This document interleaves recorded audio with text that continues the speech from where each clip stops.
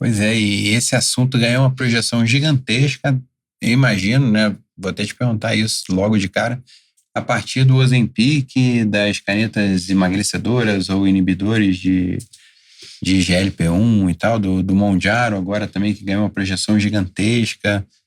Os peptídeos, eles já eram receitados, usados, já faziam parte, já pautavam os grandes tratamentos, ou foi a partir realmente dessas canetas que começou uma revolução gigantesca no mundo?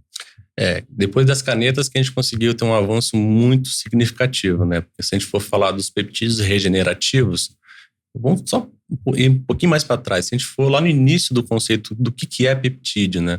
Boa. Peptídeo, o que ele é? A gente tem um aminoácido, que é a menor molécula possível. A gente tem a proteína, que é a estrutura mais complexa. O peptídeo é esse intermediário. Se a gente pega até 50 aminoácidos e agrupa numa cadeia, nós chamamos isso de um peptídeo. O primeiro peptídeo sintetizado foi em 1901, chamado glicilglicina. Isso mudou todo o processo de química e processo da biologia, porque se entendeu que eu consigo juntar processos de um aminoácido com outro, então eu consigo gerar, possivelmente com isso, uma capacidade de ajustar uma nova molécula a partir disso. E em 1902, um ano depois, se descobriu o primeiro hormônio peptídeo, que era a secretina.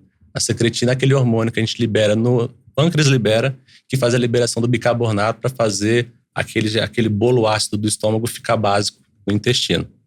E aí, na sequência, a gente teve a descoberta da ocitocina em 1906, só que a ocitocina teve um adendo que só em 1953 que ela foi sintetizada. Que o que viu, na verdade, é que na parte da hipófise posterior, onde ela é secretada, descobriu que aquele tecido tinha responsabilidade com relação com a contração uterina. E o peptídeo que mais revolucionou toda a história foi a insulina. Em 1921, teve a descoberta da insulina. Em 1922, o primeiro paciente foi feito a utilizar esse processo. E quando a gente fala, então, ou seja, peptídeo já é um conceito conhecido. A insulina é um peptídeo? A própria insulina é um peptídeo. A ocitocina é um peptídeo. As pessoas usam creatina, as pessoas usam colágeno verisol, isso tudo são peptídeos. Então, não é uma classe nova. O que a gente tenta trazer agora é a classe dos peptídeos regenerativos, que a gente consegue ter um processo acelerado de uma recuperação de uma certa função que o nosso corpo tem. E isso começou em 1966. O primeiro peptídeo sintetizado foi a timosina beta-4, que teve um cientista que começou a estudar, tentando entender qual é a função do timo com a nossa imunorregulação. Ele começou a estudar os fatores de transcrição do timo. E aí ele chegou no quarto fator de transcrição, timosina beta-4, por isso que é esse nome, e entendeu que ele, através desse fator de regulação, ele consegue fazer uma imunomodulação, efeitos anti-inflamatórios e até regenerativos. E aí começou-se a se questionar do processo de eu conseguir acelerar uma função no corpo. Em 73 se surgiu o segundo peptídeo, que acho que é o que mais se fala hoje em dia, que é o GHK-Cu. Dentro da albumina de nós, dos seres humanos, descobriu-se radical GHK, que entenderam que quando ele se juntava ao cobre, eu conseguiria melhorar a produção e estímulo de colágeno. Isso foi dentro de um estudo de longevidade. E aí, depois foi em 1966, 1973 e logo na sequência foi em 1993, o terceiro peptídeo, que foi o BPC-157, que deriva de uma proteína do estômago, e ele entendeu o seguinte, que o estômago é o órgão que mais regenera no nosso corpo. A gente achava até então que era o fígado, porque a gente entendia que se a gente tirasse uma parte do fígado, depois ele se recupera. Só que o estômago, se você tem uma gastrite ou se você tem uma úlcera, se você fizer um tratamento adequado, daqui a um mês ele está 100% zerado. E aí, é Body Protein Compound, ou seja, composto de proteção corporal, que existe dentro do nosso suco gástrico, que faz com que o suco gástrico não degenere o nosso processo. Então, a gente tem toda a camada de proteção e tem esse peptídeo também. E na hora que isolaram ele, chamaram ele de BPC-157. Esse também é super famoso, né? Hoje em dia é super famoso. Só porque é tudo tão novo pra gente que... Então, eu fiz toda essa linha do tempo para entender o seguinte, o peptídeo é uma coisa muito antiga. O que a gente vem crescendo agora é o avanço dos peptídeos nessa área mais regenerativa. Se ouve agora muito a questão da obesidade, né? Por quê? A indústria ela sempre teve muito know-how em tratar tudo o que ela conseguiu. Então, a indústria é muito responsável pela nossa expectativa de vida. Antigamente, você tinha uma pneumonia, você era condenado. Então, surgiu um antibiótico e a gente conseguiu aumentar. Só que a única doença que a indústria nunca conseguiu controlar até o nosso século atual foi a obesidade. Então, a gente sempre teve um problema muito grande com isso. E aí, quando surgiram os análogos GLP-1, teve um avanço muito grande, né? Porque em 2010 teve a liraglutida que foi o GLP-1, só que era utilizado diariamente, ainda tinha muito efeito colateral, então as pessoas não toleravam tanto. Em 2017 veio a semaglutida, que é o famoso Ozempic, que a gente passava a fazer uma dose semanal, e agora em 2022 veio a tirzepatida, que é o famoso Mounjaro, que é o análogo duplo do GLP-1 e GIP, que faz efeito além de inibição de fome, também alguns efeitos sinérgicos de queima de gordura também. Então, a indústria conseguiu, com essas canetas, controlar uma doença que ela não era controlável até agora. Só que o que entenderam? Isso aqui é um peptídeo. Tem outras coisas que são chamadas de peptídeos. Então, o meio fitness ele foi muito para essa jornada. E desde 2017, com o avanço ali da semaglutida, começaram a se pesquisar bastante. Então, os próprios atletas começaram a utilizar bastante sobre os peptídeos. E aí veio depois essa crescente que agora, hoje em dia, o pessoal está falando bastante sobre. Porque o mundo fitness também sempre teve uma quantidade enorme de cobaias voluntárias, entre muitas aspas. No mundo da musculação, do fisiculturismo, também sempre se testou muita coisa.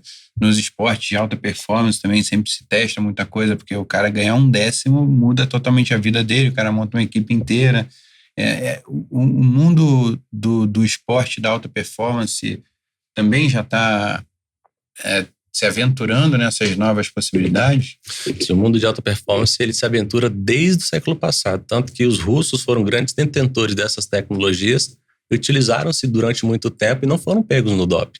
Hoje em dia, qualquer atleta que se for utilizar peptídeo, ele vai ser pego no doping se o tipo de esporte que ele faz, a modalidade, tiver. Ele precisa tomar cuidado e a orientação é não utilizar justamente porque senão você está fazendo uma competição desleal com aquele atleta que não usa e você acaba utilizando.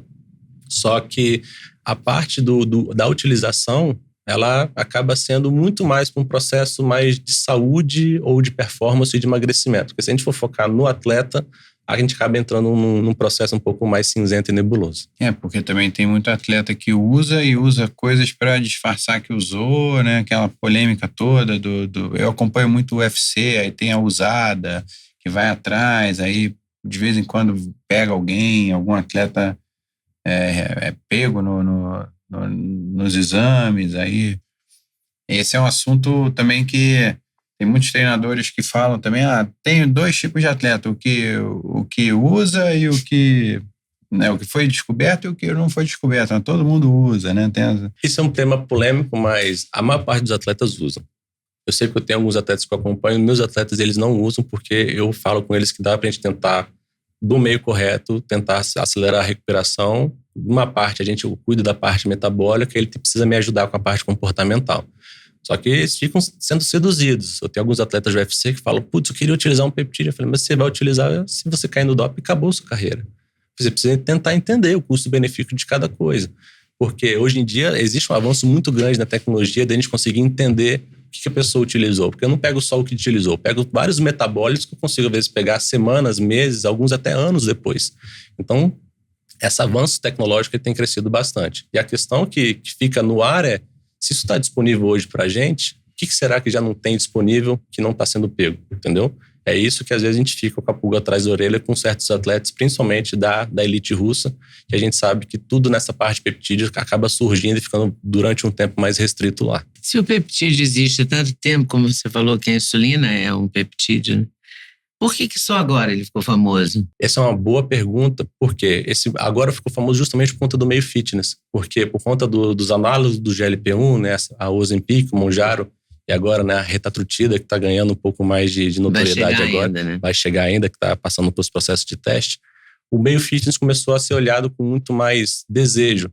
E existe também um processo de conscientização mais moderna das pessoas entenderem que saúde é um principal ativo. Tanto que hoje o luxo ele muda de jornada, onde as pessoas não querem mais comprar uma bolsa de luxo. Elas entendem que o luxo atual, você ter saúde, você ter o seu tempo no seu controle. Em vez de eu querer ter uma rotina regradinha a ponto de, eu sou meio que escravo da minha rotina, se eu consigo ter liberdade de eu decidir que eu vou querer treinar 10 horas da manhã ou 2:30 da tarde, isso é o novo luxo. Então as pessoas estão muito focando mais em tentar cuidar da saúde nesse processo de wellness, e esse olhar começaram-se a olhar o processo de emagrecimento, melhora dessa composição corporal. E aí, no meio desse caminho, igual o Duda falou, os atletas, principalmente de fisiculturismo, que é um ambiente que não tem doping, eles fazem muito teste, utiliza-se isso há muito tempo já. E aí eles começaram a ganhar voz num processo agora de rede social. Muitas pessoas começaram a compartilhar. Ó, gente, além de hormônio que a gente utiliza peptídeo, a gente utiliza XYZ, e as pessoas começaram a utilizar. E aí, gostou desse corte? Gostei muito, mas eu acho que vocês devem assistir a entrevista completa, que está no YouTube, Leda Nagli, esperando por você. Essa série Hoje Nagli, O Encontro de Gerações, está imperdível. Vale a pena conferir, hein? Com certeza. Se Deus quiser.